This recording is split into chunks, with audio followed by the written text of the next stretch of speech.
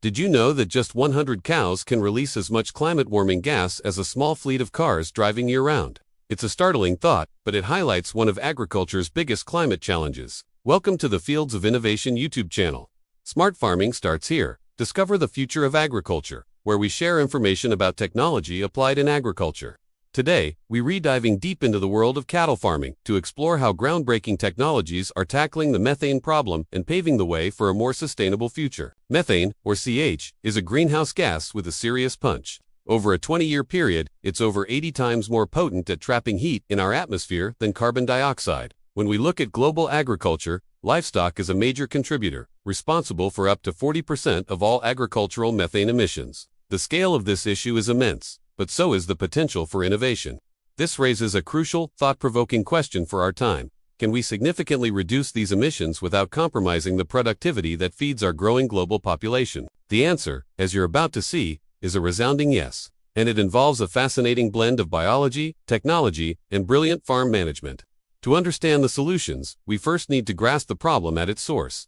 The cow's digestive system. Cows are ruminants, meaning they have a specialized stomach called the rumen. Inside this natural fermentation vat, a complex community of microbes works to break down tough fibrous plant matter like grass and haya, process humans can't do. A key byproduct of this process, known as enteric fermentation, is methane gas, which is then released primarily through burps. This is the single largest source of methane from cattle. However, it's not the only one. Methane is also released from the decomposition of manure, especially when it's stored in liquid form.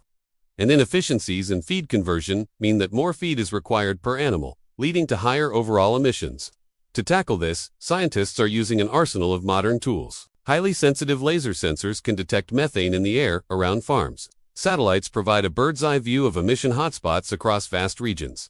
And specialized respiration chambers allow researchers to precisely measure the gas an individual cow exhales. This data is the foundation upon which all modern solutions are built. With a clear understanding of where the methane comes from, innovators have turned their attention to one of the most direct and effective solutions: what the cattle eat.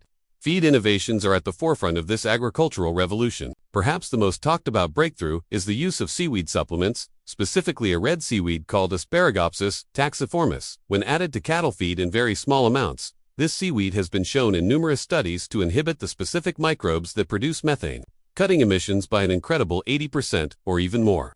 The results are so promising that companies are now racing to scale up production.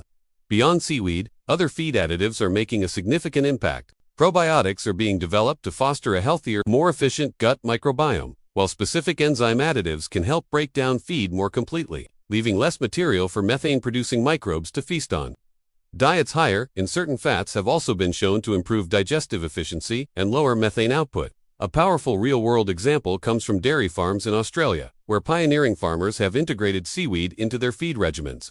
The data from these farms shows not just a dramatic drop in emissions, but also sustained, and in some cases, improved, milk production, proving that environmental and economic goals can align. Of course, there are economic trade-offs to consider, including the cost of these supplements and the logistics of scaling their production globally, but the potential is undeniable. The innovation doesn't stop once the feed has been digested. Managing what comes out the other end is just as crucial. Manure, if left to decompose in open lagoons, becomes a significant source of methane. However, modern technology is turning this waste stream into a valuable resource through a process called anaerobic digestion. In an anaerobic digester, manure is collected and stored in a sealed, oxygen-free tank. Here, naturally occurring bacteria break down the organic matter, but instead of the resulting methane escaping into the atmosphere, it's captured. This captured biogas is a rich source of renewable energy. It can be burned on site to generate electricity and heat for the farm, creating a closed-loop energy system. On a larger scale, the biogas can be purified into renewable natural gas and fed directly into national energy grids, turning a farm's waste into a public utility. We're seeing fantastic case examples of this across the United States and Canada, where farms are not only powering their own operations but also selling excess energy, creating a new revenue stream.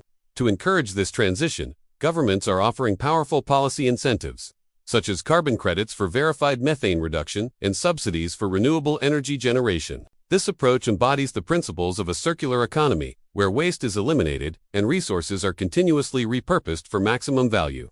In the 21st century, data is the new soil, and the digital revolution has officially arrived on the farm. artificial intelligence, and the Internet of Things, IoT, providing farmers with an unprecedented level of insight and control over their operations, including emissions management. Imagine a cow wearing a smart collar or ear tag.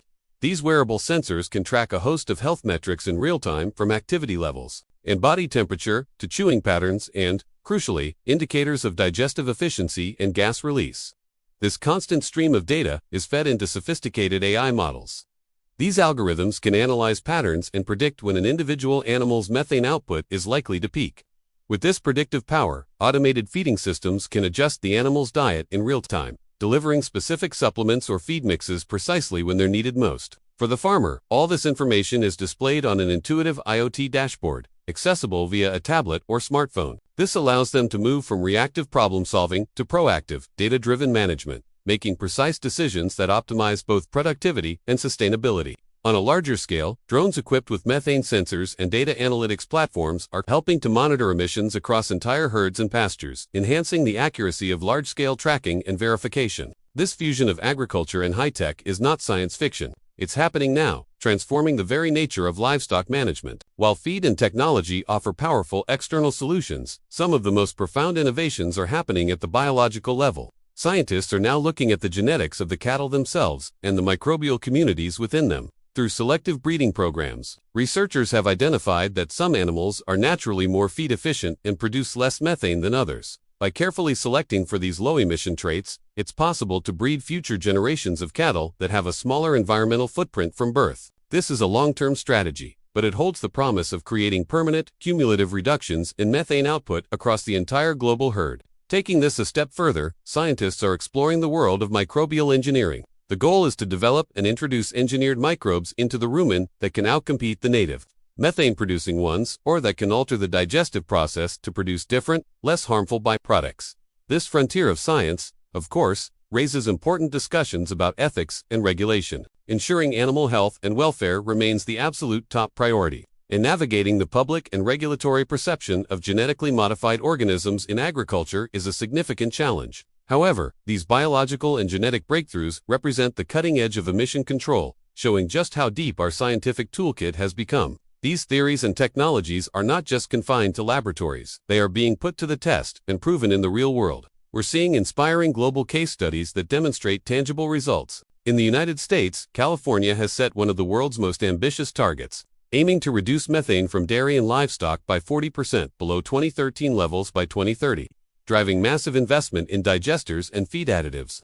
In Canada, the government has launched national grant programs to help farmers adopt and measure methane reduction technologies on their own land. Across the Atlantic, programs in the UK and Australia are supporting the development of carbon-neutral beef and lamb supply chains, responding to a growing demand from both domestic consumers and international markets. When we compare the outcomes from these different regions, we see a clear pattern. With the right combination of technology, policy, and farmer adoption, significant emission reductions are achievable without negatively impacting productivity.